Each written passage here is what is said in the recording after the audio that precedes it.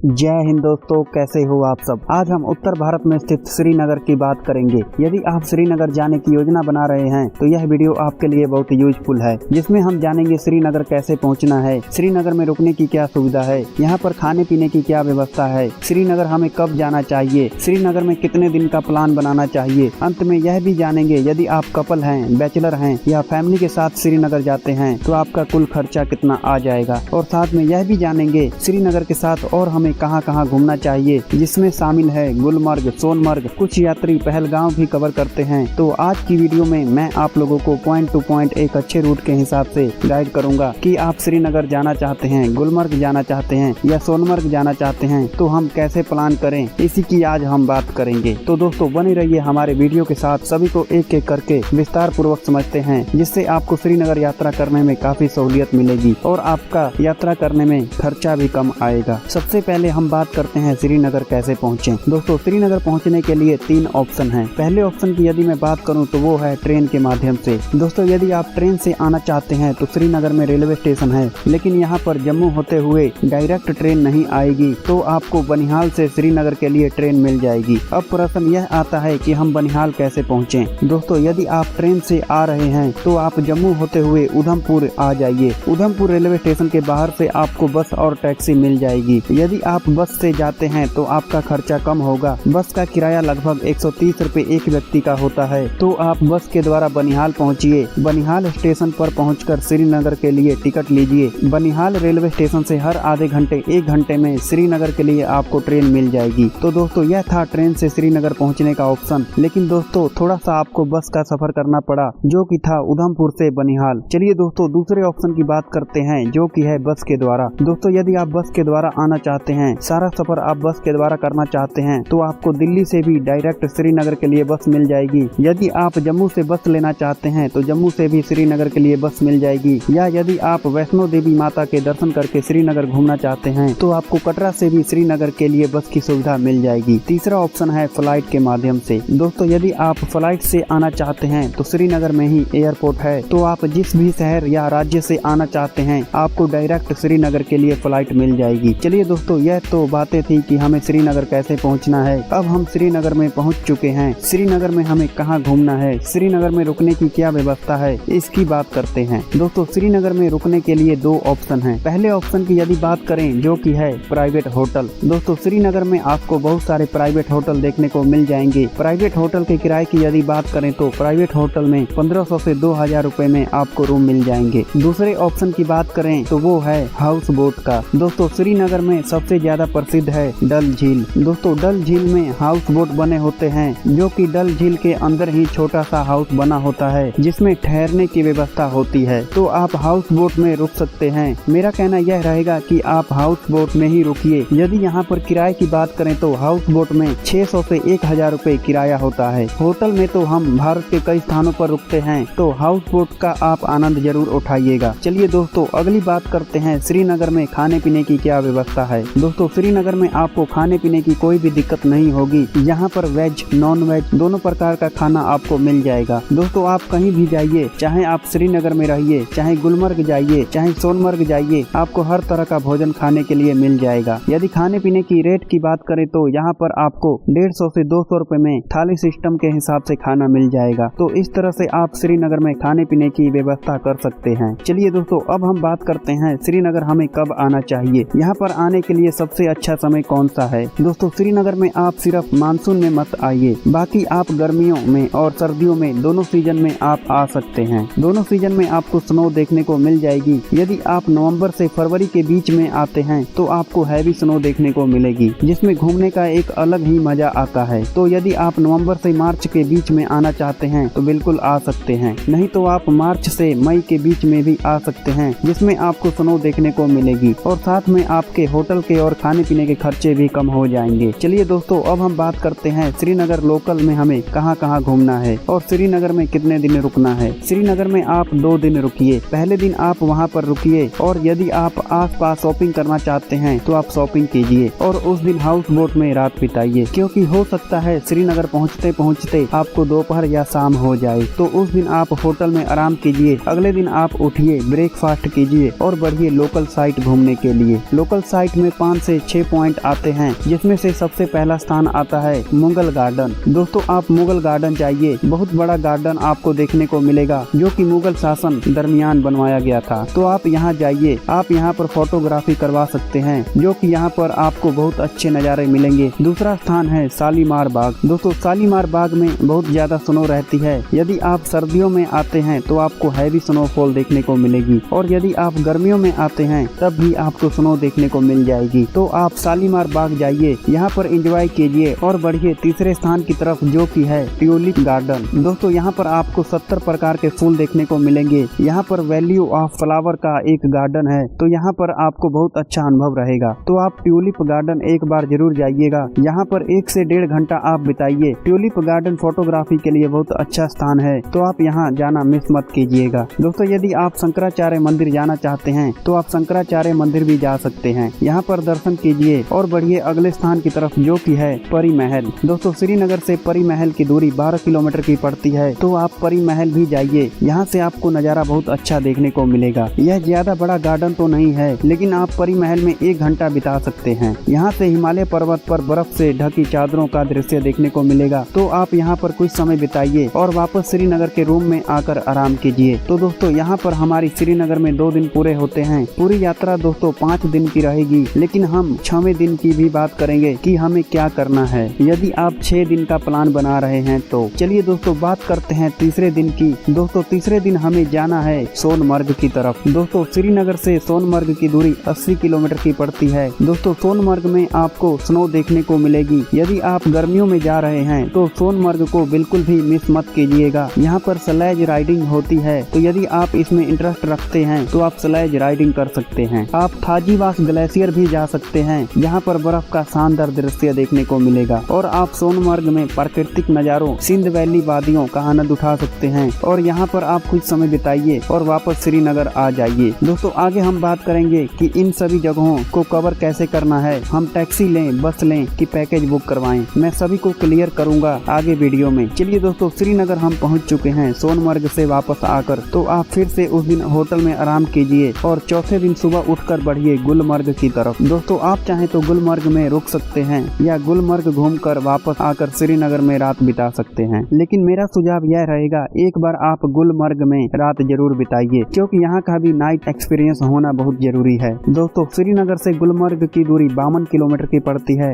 गुलमर्ग में आप कभी भी जाइए, आपको स्नो जरूर मिलेगी। सर्दियों में जाएंगे तो आपको स्नोफॉल देखने को मिलेगी। यदि आप गर्मियों में जाएंगे तो आपको स्नो देखने को मिलेगी, जिसमें आप बहुत सारी स्नो एक्टिविटी कर सकते हैं। यदि आप स्नो एक्टिविटी में इंटरेस्ट रखते हैं तो आपके लिए गुलमर्ग बहुत अच्छी जगह है। यदि आप कपल हैं तो कपल के लिए भी यह जगह बहुत शानदार है। दोस्तों यहाँ पर आप बहुत एक्टिविटी कर सकते हैं, जैसे कि स्नो मोबाइल कर सकते हैं। स्नो मोबाइल में अलग अलग रेट रहता है, 1300 रुपए से शुरू होकर 4000 रुपए तक इसका रेट रहता है। डिपेंड करता है कि आप कितने देर तक राइडिंग करना चाहते हैं और आप किस पॉइंट तक जाना चाहते हैं। यहाँ पर अलग अलग पॉइंट बने हुए हैं, अलग अलग पॉइंट का अलग अलग रेट होता है। दूसरा यदि आप स्कीइंग करना चाहते हैं तो स्कीइंग भी कर सकते हैं। इसका रेट 500 से 600 रुपए पर व्यक्ति के हिसाब से पड़ता है। और यहाँ पर स्नो बोर्डिंग की सुविधा भी मिल जाएगी, तो आप स्नो बोर्डिंग भी कर सकते हैं। दोस्तों सबसे ज्यादा फेमस है रोपवे का सफर। दोस्तों गुलमर्ग में आपको रोपवे का सफर जरूर करना है, जो कि गुलमर्ग से रोपवे में बैठना है। गुलमर्ग से कांगडोर की दूरी 3 किलोमीटर की है, तो आपको रोपवे से 3 किलोमीटर की दूरी तय करनी है। इसका रेट 750 रुपए पर व्यक्ति पड़ जाता है राउंड ट्रिप का, मतलब कि आना और जाना दोनों तरफ का। इसकी आप ऑनलाइन बुकिंग इस वेबसाइट पर जाकर कर सकते हैं, या आप ऑफलाइन टिकट भी ले सकते हैं। तो दोस्तों रोपवे का आप आनंद जरूर उठाइए, आपको वहाँ से बहुत अच्छा दृश्य देखने को मिलेगा। श्रीनगर, गुलमर्ग, हिमालय पर्वत का नजारा वहाँ से देखने को मिलेगा। तो दोस्तों यह सभी जगहों को घूमकर रात को गुलमर्ग में रुक जाइए, या आप चाहें वापस आकर श्रीनगर में भी रात बिता सकते हैं। दोस्तों यहाँ पर आपका 4 दिन का प्लान बना। 5वें दिन आप जहाँ से भी आपकी ट्रेन है वहाँ के लिए रवानगी ले लीजिए, चाहे आपकी ट्रेन उधमपुर से हो, चाहे आपकी ट्रेन जम्मू तवी से हो। तो दोस्तों आपके लिए 5 दिन का प्लान पर्याप्त है, लेकिन कुछ लोग पहलगाम जाना चाहते हैं। पहलगाम को ब्यूटी ऑफ नेचर कहा जाता है। यदि आप पहलगाम को भी कवर करना चाहते हैं, और यदि आप अमरनाथ के टाइम पीरियड में जा रहे हैं, तो वहाँ पर आपको बेस कैंप में बहुत ज्यादा सुविधा मिलेगी। वहाँ पर आप घोड़े की राइडिंग कर सकते हैं। तो दोस्तों यदि आप पहलगाम जाते हैं तो यह सभी चीजें कर सकते हैं। तो दोस्तों यह तो बातें थी कि श्रीनगर में कितने दिन लगेंगे और हमें श्रीनगर में कहाँ घूमना है। अब हम बात करते हैं हमारा साधन क्या होगा और यदि हम पैकेज बुक करवाएं तो पैकेज का रेट क्या होगा। तो दोस्तों यदि हम साधन की बात करें तो आपके पास दो ऑप्शन है। पहला ऑप्शन यह है कि यदि आप बस या टैक्सी के द्वारा तय करना चाहते हैं दोस्तों, वहाँ पर आपको जम्मू ट्रांसपोर्ट की सरकारी बस मिल जाएगी, तो आप बस के द्वारा भी इन सभी जगहों को कवर कर सकते हैं, जिसमें आपका बजट बहुत कम आएगा। दूसरा, आप टैक्सी बुक कर सकते हैं। यदि आप बैचलर हैं या आप 3 से 4 लोग हैं तो आप टैक्सी बुक कर लीजिए। टैक्सी वाला इन सभी जगहों को घूमने का 4000 से 5000 रुपए लेगा और सभी जगहों को घुमाकर वापस श्रीनगर में छोड़ देगा। इस खर्चे में ना तो होटल के खर्चे, ना तो खाने पीने के खर्चे और किसी भी जगह की एंट्री फीस ऐड नहीं रहेगी। दूसरा ऑप्शन है पैकेज का। यदि आप कपल हैं और पैकेज करवा कर घूमना चाहते हैं तो आपके लिए 20,000 से 25,000 रुपए में पैकेज पड़ेगा, जिसमें सभी प्लेसेस कवर हो जाएंगे और इस पैकेज में होटल के खर्चे, खाने पीने के खर्चे, ट्रांसपोर्ट के खर्चे शामिल रहेंगे। इसमें आप जिस भी शहर से आ रहे हैं उसमें फ्लाइट का टिकट, ट्रेन का टिकट ऐड नहीं रहेगा। अब बात करते हैं हमारा पर्सनल खर्च कितना आ जाएगा पर व्यक्ति के हिसाब से। यदि आप कपल नहीं हैं, यदि आप फैमिली के साथ जाते हैं और यदि आप टैक्सी बुक करके या बस के माध्यम से घूमते हैं तो उसका खर्च कितना आ जाएगा। दोस्तों यहाँ पर यदि मैं 5 दिन के हिसाब से खर्चे की बात करूँ तो एक व्यक्ति का 9,000 से 10,000 रुपए खर्चा आ जाएगा और यदि आप बस के माध्यम से यात्रा करते हैं तो आप 5,000 से 6,000 रुपए में पूरे श्रीनगर की यात्रा कर लेंगे। तो दोस्तों यह रहा श्रीनगर का कंप्लीट टूर कि हमें श्रीनगर को पूरा कैसे घूमना है। इसके बाद भी यदि आपका किसी भी प्रकार का प्रश्न है तो आप कमेंट में पूछ सकते हैं। आपके हर प्रश्न का उत्तर हमारी तरफ से जरूर दिया जाएगा और हमारे चैनल को सब्सक्राइब जरूर कीजिए। आज की वीडियो में बस इतना ही। कमेंट में आप जरूर बताइए अगली वीडियो कौन सी यात्रा की चाहते हैं। जब तक के लिए शुक्रिया। जय हिंद। आपकी यात्रा मंगल में हो।